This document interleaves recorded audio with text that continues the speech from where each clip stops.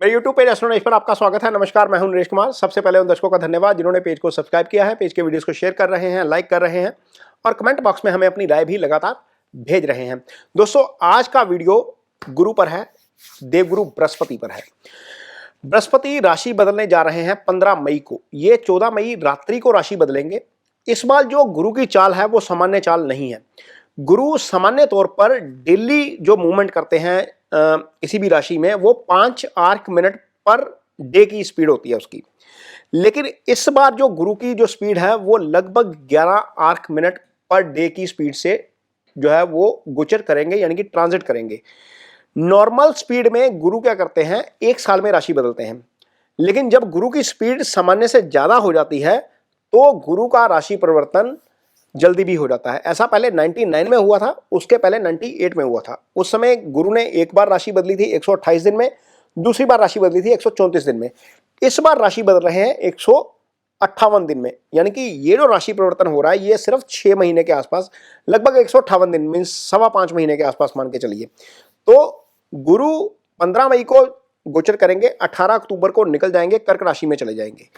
18 अक्टूबर को कर्क राशि में जाकर दोबारा वापस आएंगे, क्योंकि ये वक्री हो जाएंगे। वक्री होकर फिर दोबारा वापस आएंगे मिथुन में और फिर मई तक यहीं रहेंगे और मई 14-15 के आसपास ही दोबारा राशि बदलेंगे। ये 1 साल का पीरियड है।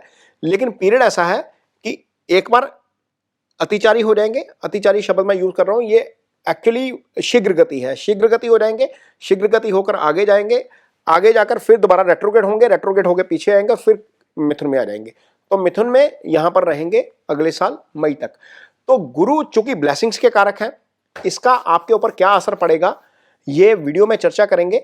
लेकिन इससे पहले एक बात समझिए कि गुरु कितने इंपॉर्टेंट हैं आपके लिए। आपकी कुंडली में 12 भाव होते हैं। 12 भाव में से दूसरा भाव होता है धन का, पंचम होता है बुद्धि विवेक का, संतान का, इसको सुत भाव कहते हैं। नवम होता है आपका भाग्यस्थान, इसे अध्यात्म भी देखा जाता है, इससे फादर की भी चर्चा की जाती है। 11वां भाव होता है आपके लाभ का, यानी कि आय का। तो 8 में से 4 भावों के कारक गुरु हैं।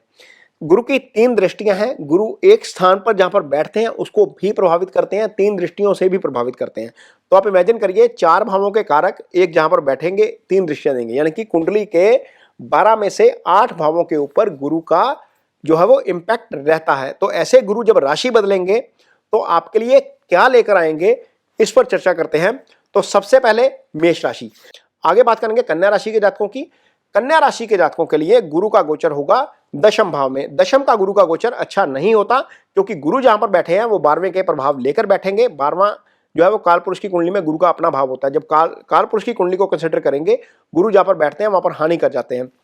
इसका मतलब यह है कि यदि आपका काम विदेश से संबंधित है तो विदेश से संबंधित काम आपका शायद हो जाए, लेकिन यहां पर थोड़ी बहुत गड़बड़ आपको हो सकती है। खर्चे आपके काम की एक्सपेंशन में ज्यादा ओवरसाइड हो सकते हैं। कई बार क्या होता है कि हम काम शुरू करते हैं, उसके ऊपर हमारे खर्चे बहुत ज्यादा हो जाते हैं। तो वो खर्चे थोड़े से ध्यान रखिएगा कि थोड़ा सा बैलेंस में रहें, क्योंकि गुरु उस भाव में है। लेकिन गुरु करेंगे क्या, यहाँ पर पॉजिटिव दृष्टि भी तो देंगे। गुरु यहाँ पर बैठेंगे तो पंचम दृष्टि धन स्थान को देंगे। तो कन्या राशि के जातकों के लिए धन भाव एक्टिव हो जाएगा, धन की वृद्धि हो सकती है। जो पैसा हम कमाते हैं वो 11वें भाव से आता है, जो जोड़ते हैं वो दूसरे भाव से आता है। तो धन का संचय हो सकता है, यहाँ पर ये चीज डेफिनेटली हो सकती है। गुरु 4th हाउस को देखेंगे तो मदर की हेल्थ जो है वो आपकी बेटर हो सकती है। यदि मदर के साथ कोई अंडरस्टैंडिंग में दिक्कत आ रही है तो वो ठीक हो सकती है। प्रॉपर्टी बनाने की यदि प्लानिंग कर रहे हैं तो वो चीजें ठीक हो सकती हैं।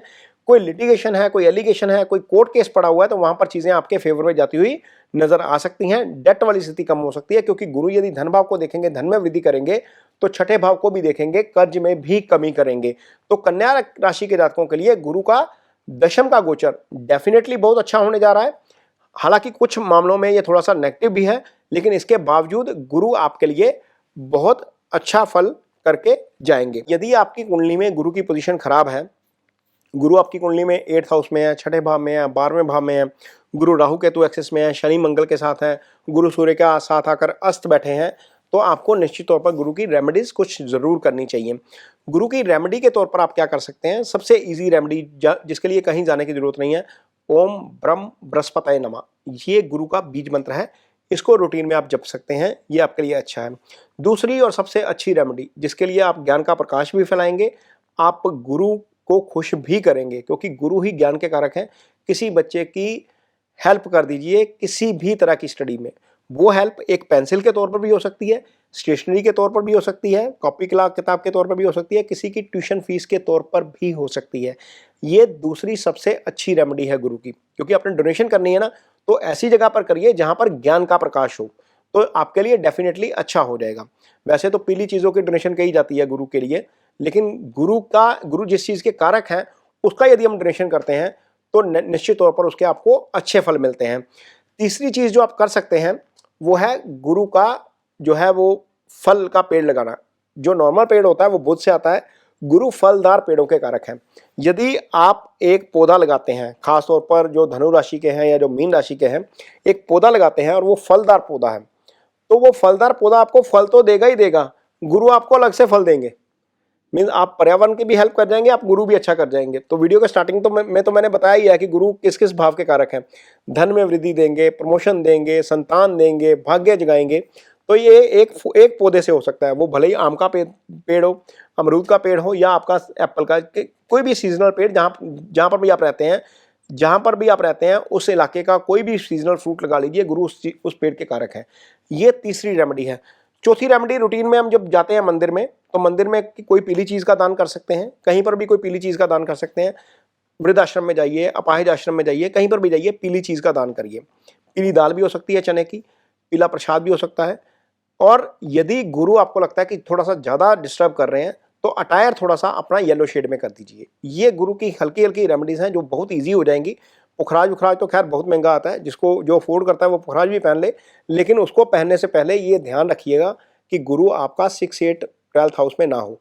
यदि आपकी कुंडली में गुरु 6, 8वें, 12वें में बैठा है तो पुखराज गलती से भी मत पहनिए, ये आपको नुकसानदायक हो सकता है। यदि गुरु केंद्र में है, त्रिकोण में है, 11वें भाव में है, तो उस पुखराज पहन सकते हैं, अदरवाइज इसको अवॉइड किया जाना चाहिए। तो ये कुछ गुरु की रेमेडीज़ हैं जिनकी कुंडली में गुरु खराब है, वो आप कर सकते हैं।